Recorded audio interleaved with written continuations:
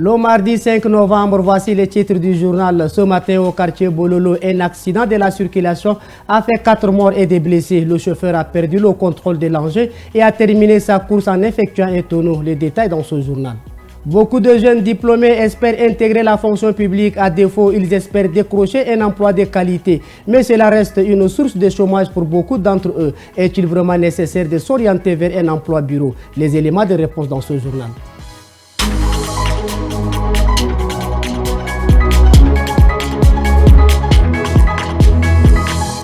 Bonjour et bienvenue au 13h45. Un accident de la circulation s'est produit tôt ce matin dans le quartier Bololo lorsqu'un véhicule de la police lancé à vive allure a percuté des passants et des vendeurs. Le véhicule du commissariat de sécurité publique CSP9 a perdu le contrôle et a terminé sa course en effectuant un tonneau. On dénombre plusieurs morts et des blessés selon des témoins. Les blessés ont été transférés d'urgence à l'hôpital. Reportage d'Ngambi Daniel et Ralombaye. Bonne aventure. Sur les lieux du drame, des débris de verre brisés, des traces de sang. Le bilan provisoire de cet accident spectaculaire est de 4 morts, dont un policier et 5 blessés selon les témoins. D'après eux, le chauffeur aurait perdu le contrôle du véhicule en tentant d'éviter un passant. Les personnes présentes sur place sont encore sous le choc.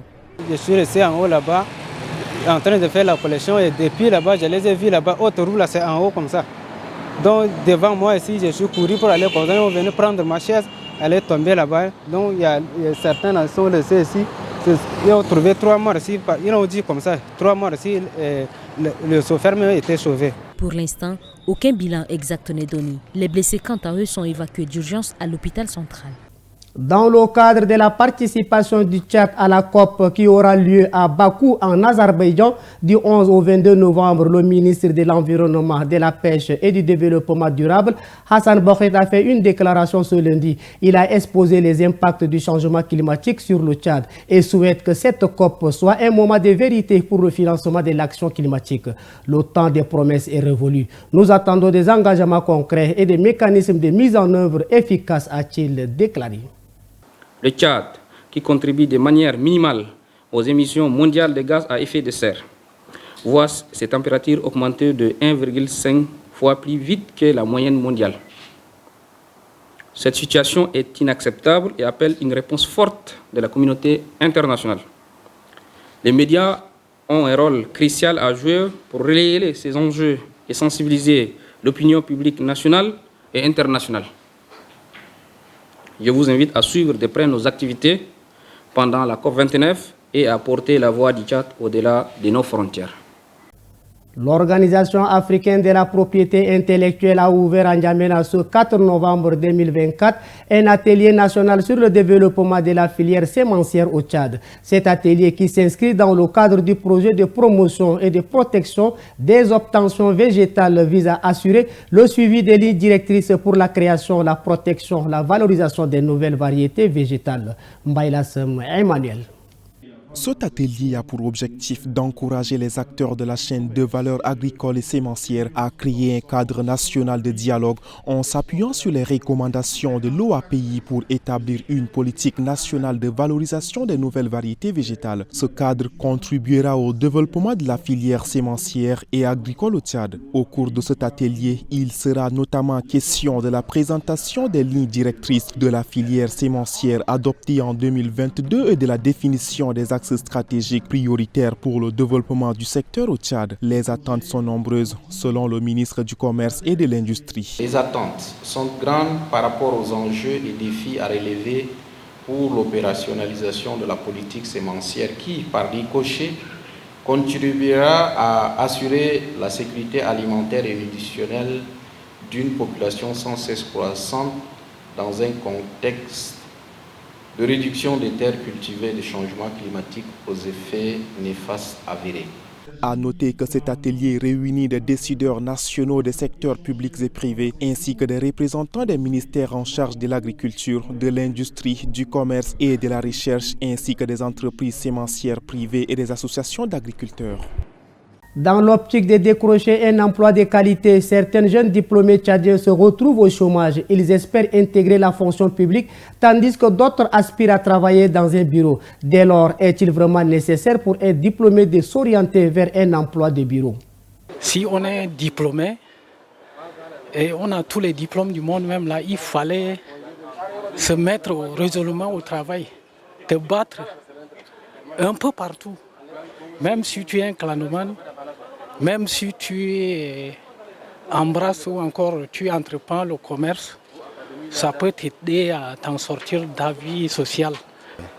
Pour ceux et celles qui disent souvent que voilà, travailler ou encore étudier, c'est pour travailler au bureau, je dis qu'ils se trompent largement. Donc comment toi-même tu peux t'en prendre avant d'attendre encore ce qui adviendra? Sans état même là, tu peux déjà te prendre en charge en trouvant 1 000 francs, 2 000, 3 500 pour tes séjours. Donc moi je conseillerais aux étudiants maintenant, même si la personne a fini sa licence ou son master, ce n'est pas la honte de revenir chercher autre formation libérale. Pour clore ce journal, retrouvez les actualités internationales de 13h45, une compilation signée Aimé Dolinassou. Les forces de soutien rapide et les paramilitaires qui s'opposent à l'armée soudanaise depuis plus d'1 an et demi ont mené une nouvelle tentative pour s'emparer d'El Fazer depuis le 10 mai dernier. Ces forces dirigées par le général Mohamed Hamdan Daglo, dit Emeti, cherchent à contrôler ce lieu stratégique, capitale du Darfour du Nord, qui résiste encore. En réponse, l'armée soudanaise dirigée par le général Abdel Fattah al-Burhan a pour la première fait parachuter des militaires au-dessus de la ville encerclée. Un développement qui signe probablement une nouvelle phase des combats dans cette ville.